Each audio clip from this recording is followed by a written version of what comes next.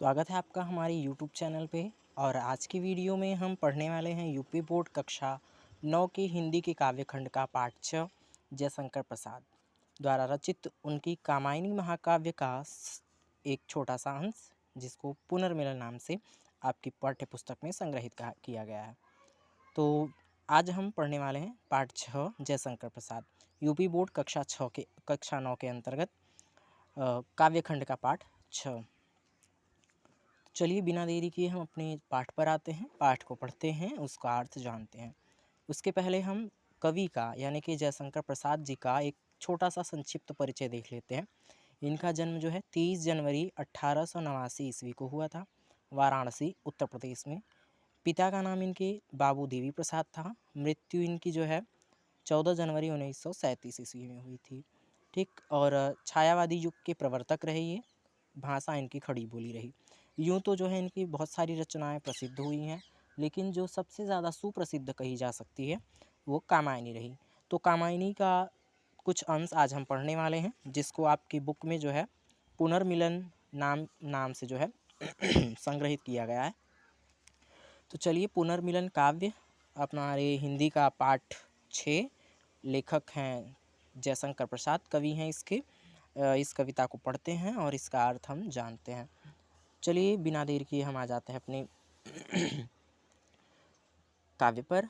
लेकिन उससे पहले जो लोग चैनल पे फर्स्ट टाइम विजिट कर रहे हैं, चैनल को सब्सक्राइब करना और बेल आइकन को प्रेस करना ना भूलें, ताकि आने वाले हर वीडियो का नोटिफिकेशन उन्हें मिलता रहे।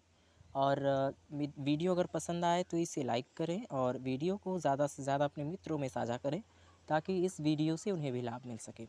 तो चलिए हम देखते हैं। पुनर्मिलन। चौंक उठी अपने विचार से, कुछ दूरागत ध्वनि सुनती, इस निस्तब्ध निशा में कोई चली आ रही है कहती। अरे बता दो मुझे दया कर, कहाँ प्रवासी है मेरा, उसी बावले से मिलने को डाल रही हूँ मैं फेरा। चलिए, काव्य की शुरुआत होती है। तो काव्य में हम जानते हैं कि पुनर्मिलन में जो नायिका है श्रद्धा और नायक मनु है। अब जो है श्रद्धा जो है मनु के कहे अनुसार नहीं रहती है, तो जो मनु है वह छोड़कर घर चला जाता है।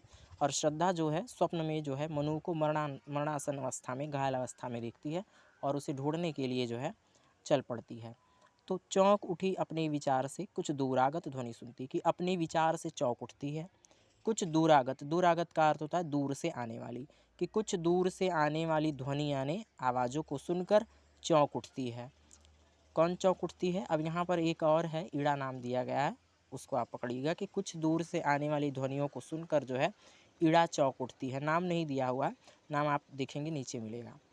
इस निस्तब्ध निशा में कोई, कि निस्तब्ध निशा, निस्तब्ध यानी बिल्कुल शांत, बिना आवाज़ के, निशा यानी रात्रि, कि इस बिल्कुल शांत रात्रि में कोई चला आ रहा है।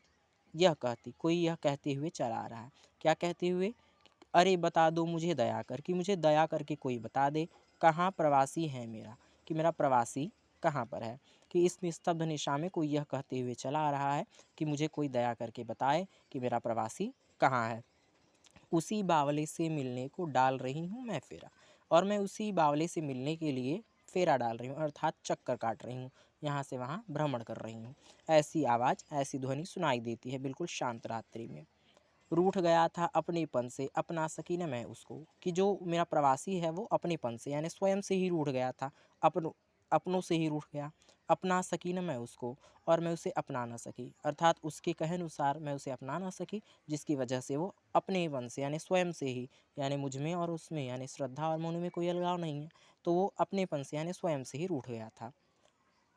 वह तो मेरा अपना ही था, भला मानती किसको, मनाती किसको मैं।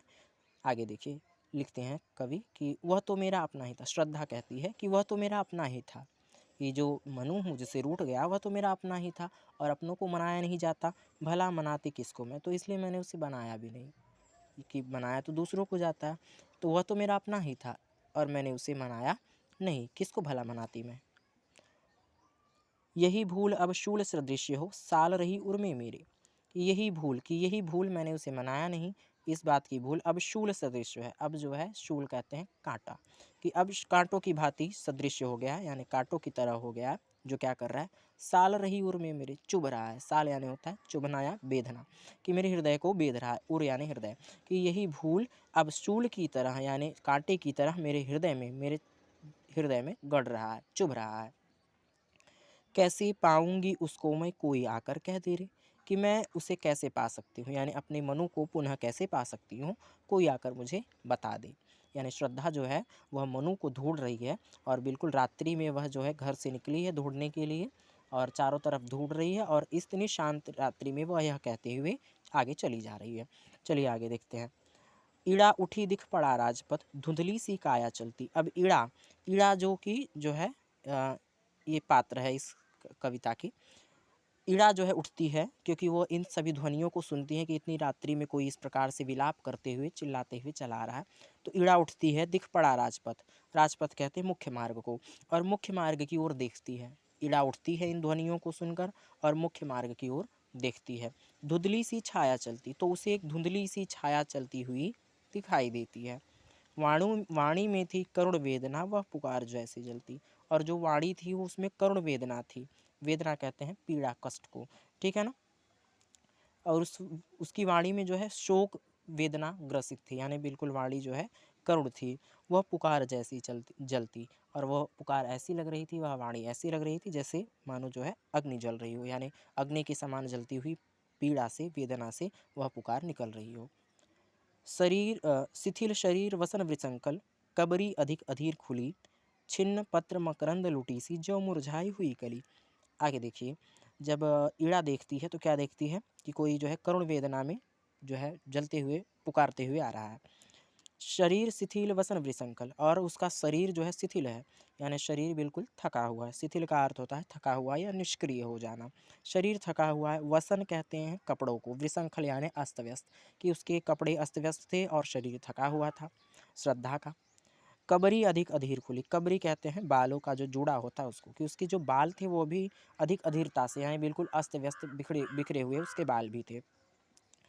छिन्न पत्र मकरंद लूटी, कि ऐसा प्रतीत हो रहा था कि मानो जो है पुष्पों से जो है, जब उसके जो है पुष्पों के जो से मकरंद निकाल लिया जाता है, तो जैसे वह पुष्प मुरझा जाता है, उसी प्रकार से बिल्कुल मकरंद लुटी हुई पुष्प की भांति मुरझाई हुई श्रद्धा दिखाई दे रही थी। आगे देखिए। नव कोमल आलम्बन साथ में, वह किशोर उंगली पकड़े, चला आ रहा मौन धैर्य सा अपनी माता को जकड़े।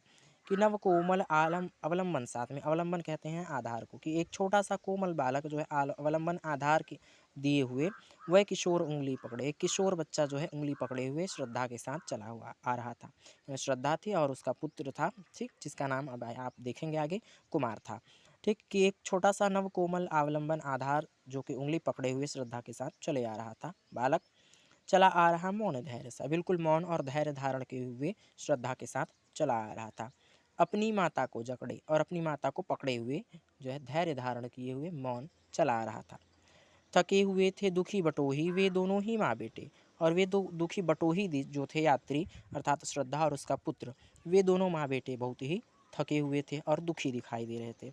खोज रहे थे भूले मन को, जो घायल होकर लेटे, कि वो घायल मनु को ढूंढ रहे थे, यानी श्रद्धा जो है अपने पति मनु को ढूंढ रही थी, ठीक, जो घायल होकर लेटे, यानी कि जो घायल पड़े थे। ऐसा श्रद्धा ने स्वप्न देखा था कि मनु घायल अवस्था में है और उन्हें ढूंढने के लिए निकल जाती है, और जो है इस प्रकार से वह मनु को ढूंढने के लिए श्रद्धा और उसका पुत्र दोनों निकल जाते पड़ते हैं घर से और ढूंढते हुए जाते हैं। चलिए आगे देखते हैं क्या है।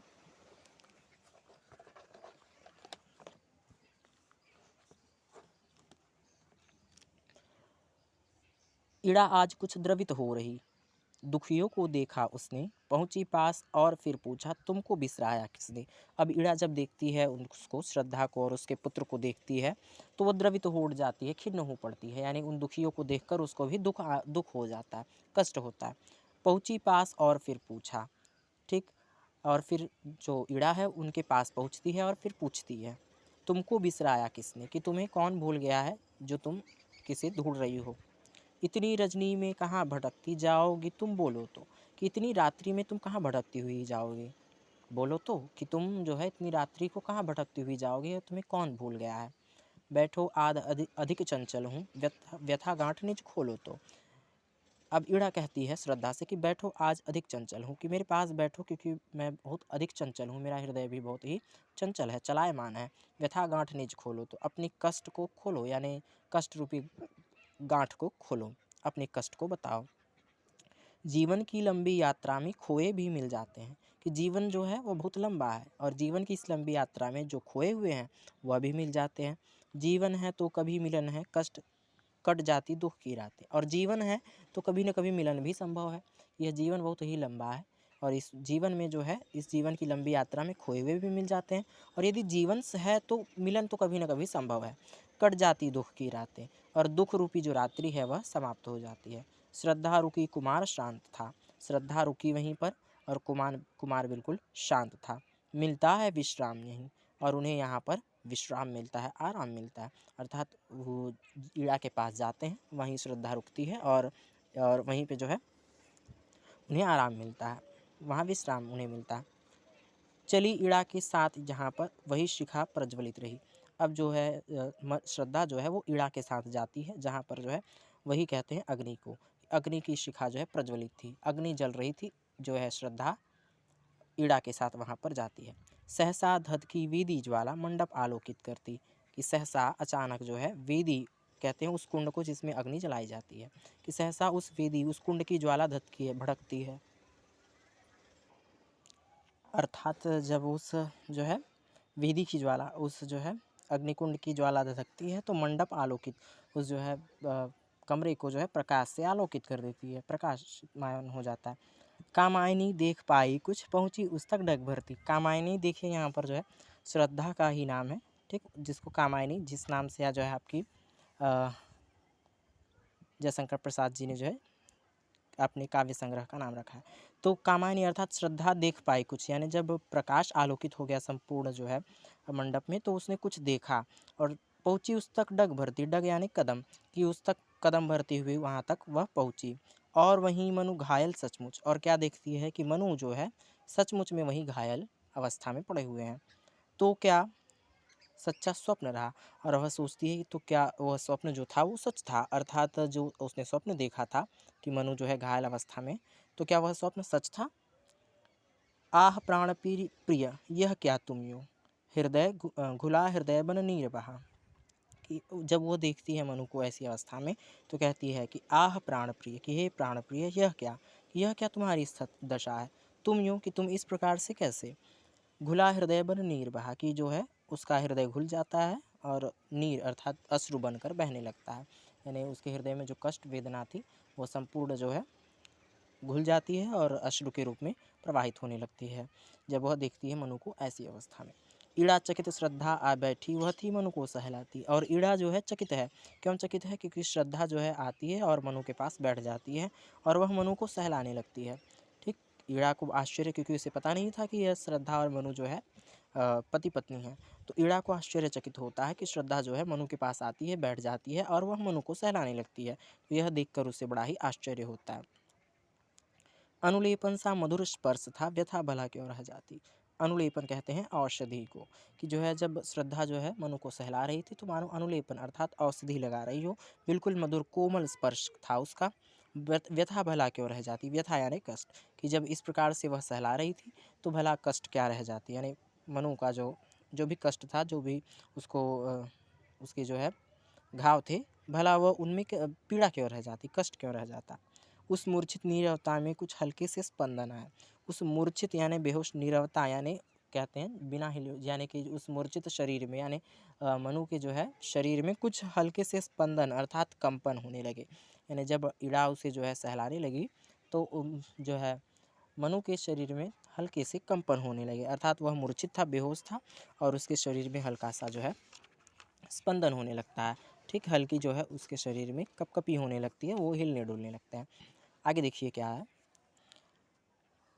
आंखें खुली चार कोनों में, चार बिंदु आकर छाए, उधर घुमा घुमा उधर कुमार देखता ऊंचे, मंदिर मंडप वेदी को। यह सब क्या है, नया मनोहर कैसे ये लगते जी को, कि जो है आंखें खुली चार कोनों में, कि जो है मनु की आंखें खुलती हैं और वह चारों ओर देखता है, यानी कि कमरे के चारों ओर अपनी नेत्र को दौड़ाता है।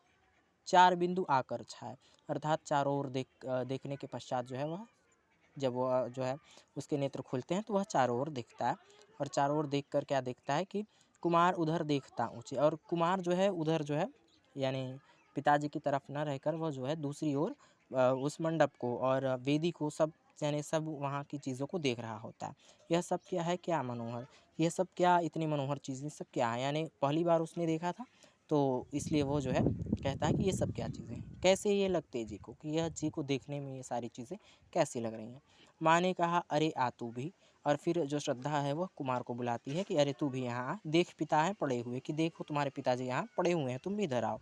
पिता आ गया लो यह कहते, और वह पिता कहते हुए यानी कुमार जो है यह कहते हुए आ जाता है, उसके रोएं खड़े हुए।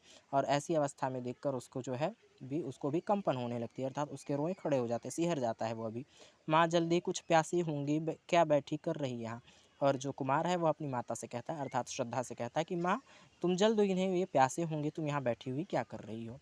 मुखर हो गया सूना मंडप, यह सजीवता रही कहाँ। आत्मीयता घुली उस घर में, छोटा सा परिवार बना, छाया एक मधुर स्वर उस पर, श्रद्धा का संगीत बना।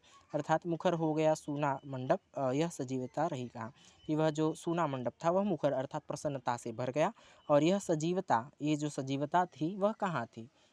ठीक, अर्थात जब मनु को होश आ जाता है और श्रद्धा भी उन्हें मिल जाती है और कुमार को उसके पिता मिल जाते हैं, तो वह उस सूने मंडप में जो है एक जो है सजीवता आ जाती है।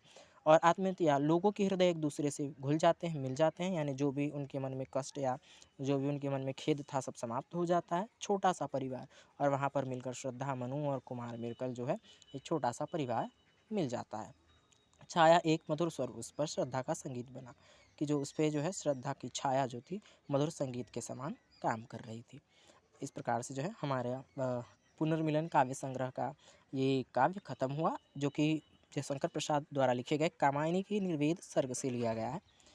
तो आशा करता हूँ आपको वीडियो पसंद आया होगा। अगर वीडियो पसंद आए तो इसे लाइक करें, और अगर आपने अभी तक चैनल को नहीं सब्सक्राइब किया है तो इसे ज़रूर सब्सक्राइब करना ना भूलें, ताकि आने वाले ऐसे ही हर वीडियो का नोटिफिकेशन आपको मिलता रहे। और वीडियो पसंद आए तो लाइक करें, मित्रों में ज़्यादा से ज़्यादा साझा करें। तो मिलते हैं आपसे अगले शीर्षक पे, तब तक के लिए अपना ध्यान रखें। Good bye.